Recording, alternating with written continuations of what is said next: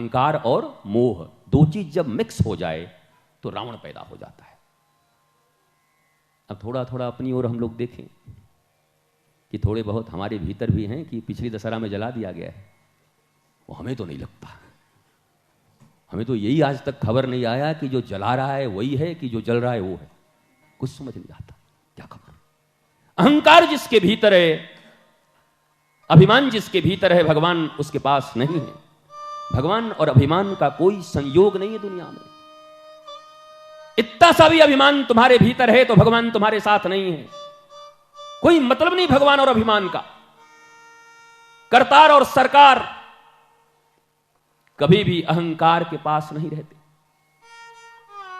इसलिए देखो हनुमान जी का जीवनी, रामदूत अतुलित बलधामा, क्या नाम है? रामदूत अतुलित बलधामा। इनका परिचय क्या है? अपना परिचय भी नहीं है। क्या है? रामदूत। आपको जानकर आश्चर्य होगा, जब दूसरी बार अंगद गए रावण के पास और रावण से बहस होने लगा तो अंगद ने पूछा कौन बंदर की बात कर रहे हो? बोला नाम हम नहीं जानते, रामदूत था।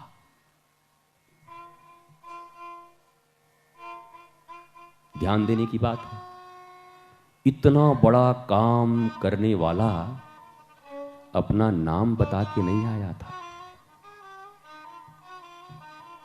और ये छोटे से आयोजन में काम तो कितना है कुछ पता नहीं, पर नाम ना आवे तो छुरा भोंक दे दूसरे को।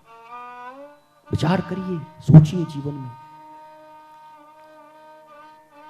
जिसने जानकी का पता कर लिया, जिन्होंने सीता का पता कर लिया, शांति खोज ली, वो आग खोज रही थी आत्महत्या करने के लिए। माता जानकी अशोक वृक्ष के नीचे बैठ करके शोक में, वृक्ष है अशोक और माता जानकी को है शोक। लोग समझते हैं कि कुछ ऐसी व्यवस्था बना देंगे हम, घर द्वार परि ऐसा कर देंगे 5 स्टार तो हम सुखी हो जाएंगे। भैया जगत जननी जानकी बैठी हैं, वृक्ष का नाम है अशोक, और इतना शोक है कि कह रही आग दे दो और मैं जल जाऊं। कोई थोड़ी सी तो आग दे दो, कोई थोड़ी सी तो आग दे दो। हनुमान जी ऊपर बैठे हैं, ऊपर बैठे बैठे हनुमान जी कहते हैं मेरी मां ने आग मांगा है, कल इतना आग लगाऊंगा कि आग ही आग लगेगा। मां को तो नहीं दूंगा पर इतनी आग लगाऊंगा, क्योंकि मां ने पहली बार पुत्र से कुछ मांगा है कि थोड़ी सी तो आग दे दो, थोड़ी सी तो आग दे दो, थोड़ी सी तो आग दे दो, मैं जल जाऊं, मैं समाप्त हो जाऊं। माता सीता पूछती हैं, जब राम कथा कहते हैं, कहता कौन हो तुम, नीचे आओ। उतरे तो फुट से इतने बड़े हैं। बोला कौन हो? बोला हम तो रामदूत। वहां भी उन्होंने परिचय क्या दिया? रामदूत। तो जो भी लेन देन हुआ, मुद्रिका इत्यादि दिया, विश्वास हुआ, तो सीता जी ने एक प्रश्न पूछा कि राम इतने कठोर कैसे हो गए? क्यों?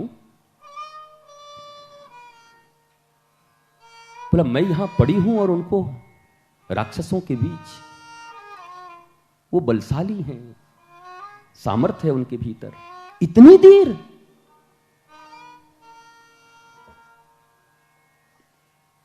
लगता है अब दर्द नहीं है मेरे लिए राम जी को। हनुमान जी रामदूत बन के आए हैं। हमारे जैसे आपके लोग होते तो क्या कहते? नहीं माता जी अब ठीक कह रही हैं, चाहते तो क्या नहीं कर लेते। जरा सोचिए अपने विषय में। दूत बन के आए हैं राम जी का, और अगर किसी ने छेड़ दिया। हमारे जीवन में एक बड़ी प्यारी घटना घटी। मैं वाराणसी में था, हमारे कोई एक बड़े रूठे हुए थे आदमी, हमसे 6-7 दिन से उधर थे, और एक आदमी बड़े कहे मैं उसको मना के ले आता। हम की मत जा आपको हम पर विश्वास नहीं। हम की बहुत अच्छा। तो हमें भी याद नहीं रहा। 7 दिन के बाद हमने पूछा वो कहां गया जो लाने गया था? बोला गया, दोनों गए। लाने गया था वो भी गया। तो सावधान। अभी मैंने कहा एनरॉन कंपनी इसलिए डूब गई कि उसके कोई दूत लॉयल नहीं थे। हनुमान जी का अपना परिचय भी नहीं है। राम दुआरे तुम रखवारे। क्यों?